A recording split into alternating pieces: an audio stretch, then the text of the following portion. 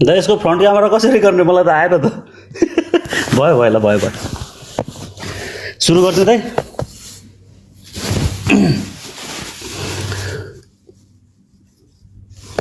Okay ल धेरै भयो यार यो जिम्मेवारी अनि यो माया प्रीतिको कथाहरू आज थोरै आजकै यथार्थ बोलाउँ न हामी। थाहा छ तिमीलाई ताराबाजी लैलै र कुकुरी कहाँ पढेर हुर्किएको म अचेल बलात्कारको दोहोरी भेट्दैछु। मैले सजाय मागेको छैन निर्दोषलाई, मैले कारबाही मागेको हुँ दोषीलाई। त्यसैले आज एउटा कहाली लाग्दो कथा लेख्दैछु। मैले सोचेको थिएँ मेरो कलमले सफलता र सुख मात्र लेखोस् सधैँ, नारीको शरीरलाई साडी र सलभित्र सम्मान गर्ने मेरो कलम। आज पहिलोपल्टकै नारीको लुटिएको शरीर लेख्दैछु। प्रिय चेली, मलाई र मेरो कलमलाई पाप नलागोस्, मलाई माफ गरिदेऊ। मेरो कविताको शीर्षक म मरेको छैन। आज प्रकृति पनि निराश थियो। एउटा कलिलो बालिकाको सास रोकिएपछि त्यो हावा पनि शान्त र चुपचाप थियो। दिनभरि छोरीको न्यायको लागि भौतारिएका एउटा बा।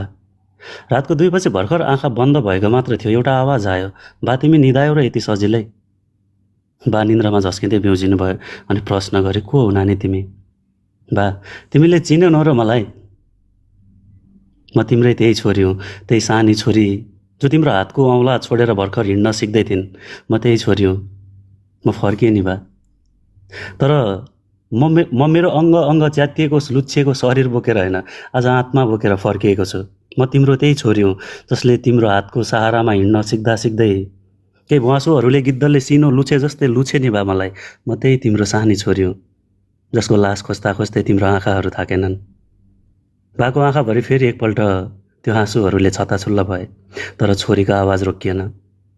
बा हेर न, मलाई यो संसारले चिनेर आज के मैले यो संसारमा आफैलाई चिनाउन यही उमेरमा आफ्नै शरीर लुटाउनु पर्ने थियो र बा?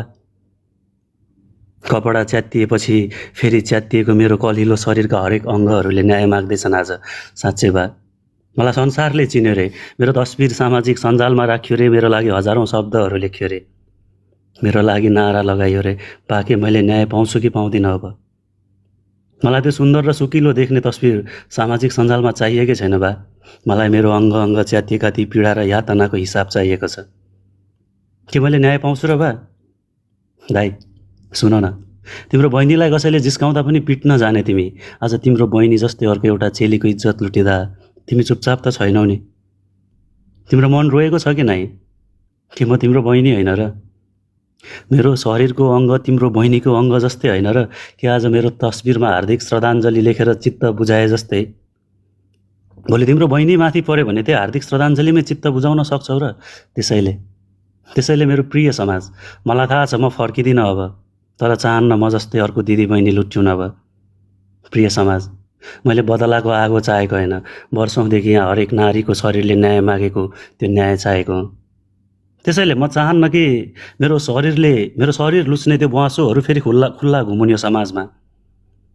आमाले छोरी घर बाहिर जाँदा चिन्ता गर्नु नपरोस्, बाले छोरी जन्मिँदा घरमा मुटु कमाउनु नपरोस्। मेरो प्रिय सरकार, तिमी र म उस्तै छौँ। म पनि भर्खर पाइला चाल्न सिक्दै गरेको कलिलो कोपिला थिएँ। तिम्रो पाइलाहरूको पनि भर्खर सुरुवात हुँदैछ। तर अब पनि त्यो बुवासोहरूलाई सजाय मिल्दैन र समाजमा खुल्ला घुम्छन् भने फेरि भोलि कैयौँ गरिमाहरू नाङ्गिन सक्छन्। कैयौँ गरिमाहरू तडपिएर मर्न सक्छन्। कतै खोलाको किनारमा, कतै जङ्गलको बिचमा फेरि पनि निर्मला र गरिमा नाङ्गिएकै भेटिन सक्छन्। म केही भन्न चाहन्छु प्रिय सरकार तिमीलाई, म नाङ्गिएर मरेको होइन, मलाई नङ्ग्याएर मारिएको। मैले त न जीवन देखेको थिएँ, न मृत्युको अर्थ थाहा थियो, मलाई त मारेर फालिएको थियो। त्यसैले प्रिय सरकार, सायद तिमीले पनि देख्यौ होला मेरो तस्बिर, महसुस गर्यो होला मेरो पीडा, चल्यो होला संसद भवनमा चर्चा। मलाई बहस र चर्चा चाहिएकै होइन। मेरो तस्बिर सेयर नगरे पनि हुन्छ, तर बिन्ती मेरो पीडाको एक हिसाब मलाई देऊ। मेरो नाममा भिडियो बनाएर हाल्नै पर्दैन, तर त्यो नर पिचासहरूलाई घाँटीमा लाउने कुनै पासो बनाइदेऊ। मलाई 2 दिनको सहानुभूति होइन, जीवनभरिको सुरक्षा चाहिएको थियो। कुनै नारीको शरीर मर्दको भेषमा जन्मिएका नामर्दले छुनको लागि सोच्न पनि नसकोस्, ताकि भोलि गएर फेरि एउटा बा आफ्नो छोरीको लास खोला खोज्न कुद्नु नपरोस्। कुनै अर्को निर्मला जन्मिएर फेरि निर्मला जस्तै अन्त्य हुनु नपरोस्। कुनै गरिमाको कलिलो शरीर फेरि यस्तो पीडा र यातना सहनु नपरोस्।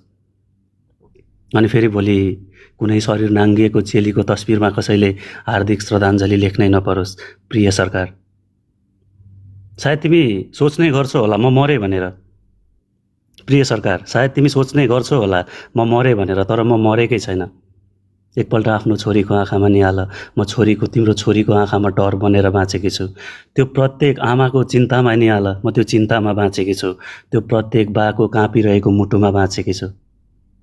भन न सरकार, के म तिम्रो आँसुमा बाँचेको छैन र?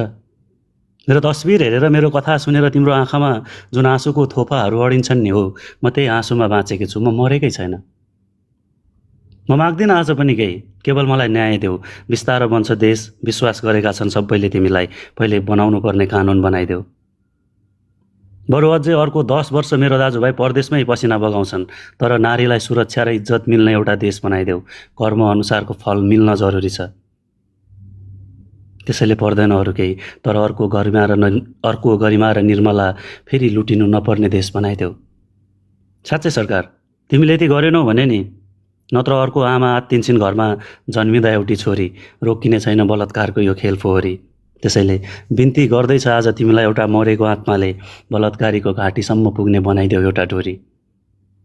नसम्झ म मरेकी छु, नसम्झ म मरेकी छु, सम्झ म मारिएकी हुँ। नसम्झ म दोष तिमीलाई लगाउन आएकी हुँ, सम्झ म आउने दिनमा अरू गरिमालाई बचाउन आएकी हुँ। अपराधीलाई उमेरले नबचाओस्, अपराधीलाई उमेरले नबचाओस्। म जस्ती भर्खर 3 वर्षमा फुल्दै गरेकी त्यो सानो कोपिलालाई, जसको शरीरको अङ्ग पनि फुलेको छैन, त्यही शरीर लुच्ने त्यो बुवासो र नर पिचासहरूलाई फेरि खुल्ला नछोडियोस्। हेर न, किन फेरि थाहा हुँदैन, किन लुकाइन्छ उमेरकै आडमा उनीहरूलाई। प्रिय सरकार, मैले आज पनि मागेकै छैन तिमीसँग केही, न्याय देऊ मलाई। प्रिय सरकार, मैले आज पनि मागेकै छैन केही, तिमीसँग न्याय देऊ मलाई। धन्यवाद दाइ।